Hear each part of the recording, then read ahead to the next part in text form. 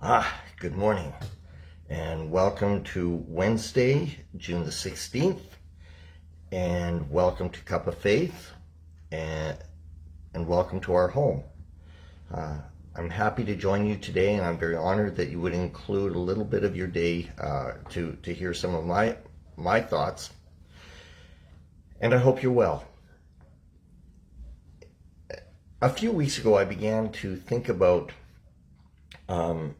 a concept, a theory. The technical name is Maslow's hierarchy of needs, but really what it is it's an idea that everybody, regardless of race or nationality or gender or stage of life or even religion or theological background, we all have these we have a set of needs. That's what. And often, if you have seen this, you've seen it in a form of a pyramid, and it begins with the base needs, which is the basic needs. And then it goes on to our safety needs, our love needs, our self-esteem needs. So it starts with the most basic things and then elevates up to the emotional and the relational and what it takes to truly make us happy.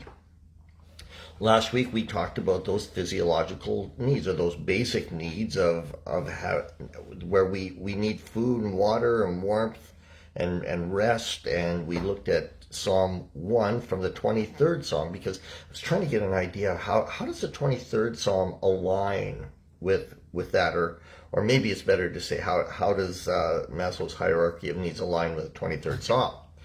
And we basically, as we looked at it, and we did a deep dive into the wording of it, we found that, how do I say, Yahweh is my friend.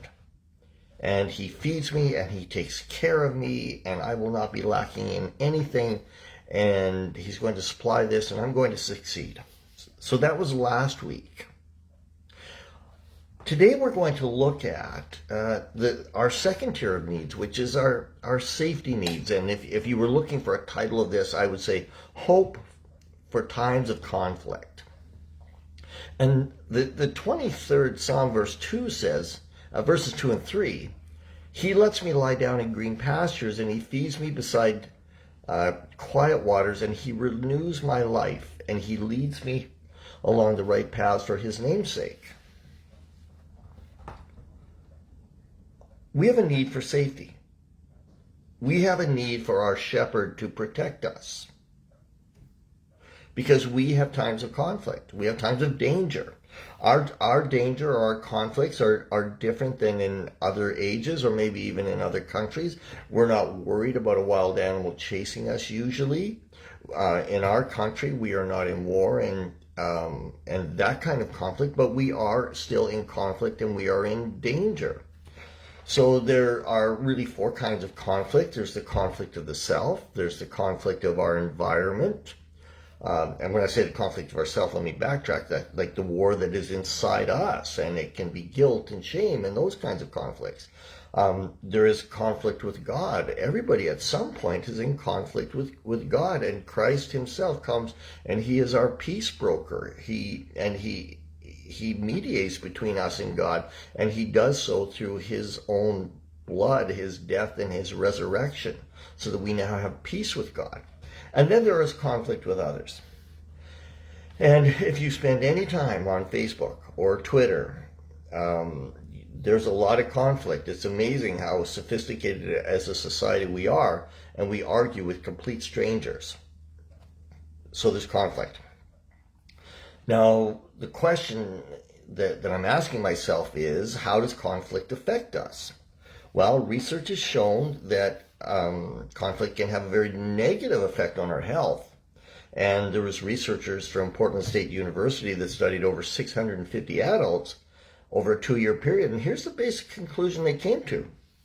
Repetitive and prolonged relational conflict impacts several factors.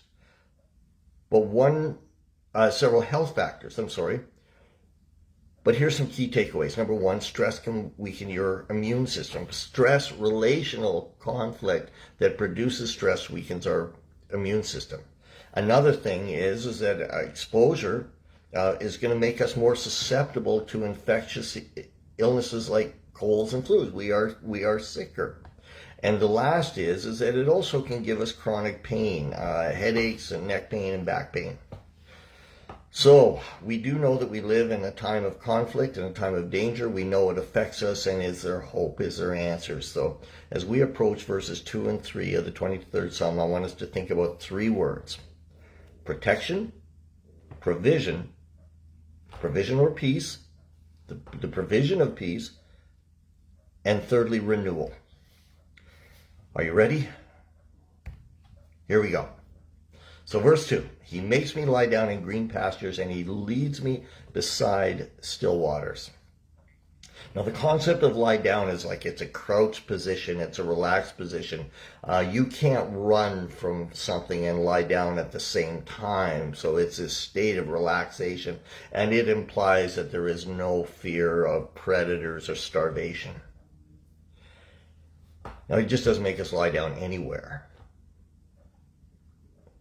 God causes us to lie down in green pastures, and they symbolize they are lush and they are growing. This is not a barren desert. This is not a field of thorns or rocks. This is green pastures, and it is an expression of abundance and of quality. And there's this constant renewing. There is this overflowing goodness that God takes us to that place, and the fact that He leads us. He doesn't beat us there. He leads us there. And we are gently and carefully led to provide, so that God will provide for our protection, our provision. Now, those still waters, and when we, right now I'm cognizant of a friend of mine in Manitoba that had tragically died when he fell out of his fishing boat. And as I read the story, though the waves were high and the wind was strong, God doesn't take us to that place. God takes us to a place where the waters are calm, where we can safely drink. It's a place of rest, the still waters. We settle down there. So if you looked at that whole verse, let me read this. It says, I will lie down to rest in a pleasant and beautiful home, a place that is familiar, that is filled with fresh food from, and He will protect and sustain me, because He gently leads me to that quiet, restful place by the still waters. So, as a summary of that one verse, the role of the shepherd is to guide the flock, to lead us, the flock, to food and water, to protection. And that food is sometimes literal, and that food is sometimes figurative in terms of how we are nourished in our times of conflict. But we are away from predators and thieves, and Yahweh will provide food and water for His people and protect us from His enemies, whether it is symbolic or literal food. When I read this verse, I sometimes think it's like going to a spa. I don't know if you've ever been to a spa. If you have, you know what a relaxing and tranquil place it is. Brenda and I, a few years ago, went to a spa just north of Whistler. And at first it was not relaxing for me. It was frustrating because we weren't allowed to talk, and I'm a talker. We weren't allowed to bring our devices, so I can't be I can't be reading my news feeds. So it was a real struggle to get me to that place of relaxing. And I don't know if you're there sometimes or not. Maybe you can relate. So let's quickly move on to verse 3, because I know I'm taking your time. Verse 3, He restores my soul, and He leads me in the paths of righteousness for His sake. So that restoring, it's a verb. It means to turn or to return or to retreat, in a sense of going back to a place that you've been before. And you can think just for a moment, what were those restful times? What were those peaceful times where God had me? And God takes us back to there. I love this next thing. He restores my soul. The general idea of this is a breath. It's a verb that means to breathe. And when we breathe, we are refreshed. And I know that sometimes there are practices, and I have to confess, I don't do yoga, but I do know sometimes they say you breathe several times very deeply and you're calm. But it's in the sense of getting your breath back, because sometimes life feels like we have been punched in the stomach and we have lost our breath. And God restores that. He gives us back our breath. And he leads, in this sense, he's going to take us to an unfamiliar place, but it's a good place. And sometimes he does that in the process of God restoring our soul, giving us back our breath. He will take us from what is familiar to something that is unfamiliar. And it's our job to have trust and faith and to follow.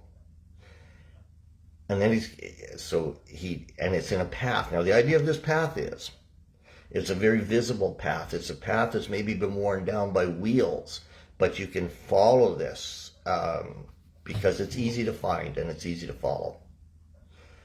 And that righteous path, it's the correct path. It's the right path. It's the path that God has chosen for us, and it is to prosper us and not to harm us. And he does this for his namesake, which really what he's saying here is he's doing it for his own reputation, because God cares about us, because his reputation says that he will look after us. So let me give you an expanded idea here. He will return my breath, and I will be restored. And he will guide me down a well-worn path to the correct direction, because of his character, because of his reputation. Anything that I believe about faith, anything that I believe about a faith-filled life, anything that I believe about the provisions of God, all are not because I am entitled. It is simply because God has willfully disclosed his character and his reputation. And he asks us to trust that and to rest in that. So just as a shepherd leads his flock to fresh green pastures to provide them with ample provision, so he will lead us to a beautiful place of restoration. Now, I'll try and wrap this up, because we talk about this hope for times of conflict, and that hope really is peace. And peace is the evidence of protection. It is the evidence of provision. Peace is the evidence of renewal. When we are aware of those things, we have peace. But what is peace? It's really the freedom from disturbance. It is tranquility. And let me tell you 3 things that I understand about peace. You can disagree, but this is where I'm at. Number 1, we have hope of internal peace when there is external conflict. That's often when peace means the most, is when there's conflict going on outside. Secondly, it's a however. However, peace does not come from within. We are not the generators of this peace. In other words, we're not the source of our own peace. This peace is given externally by God. And thirdly, it can be sought and graciously imposed. We can seek for peace, and yet at the same time, God just graciously imposes it. Sometimes when we're not seeking for it, sometimes when we don't know what we need, it is God who infuses peace in us. So I leave you with these 3 verses in our cup of faith today. 1, Psalm chapter 4, verse 8. In peace I will both lie down and sleep, for you alone, O Lord, make me dwell in safety. Psalm 26, verse 3. You keep him in perfect peace, whose mind is stayed on you, because he trusts in you. Now, this is what I'm saying about peace being sought. And lastly, Philippians chapter 4, verse 7. The peace of God, which surpasses all understanding, will guard your hearts and minds in Christ Jesus.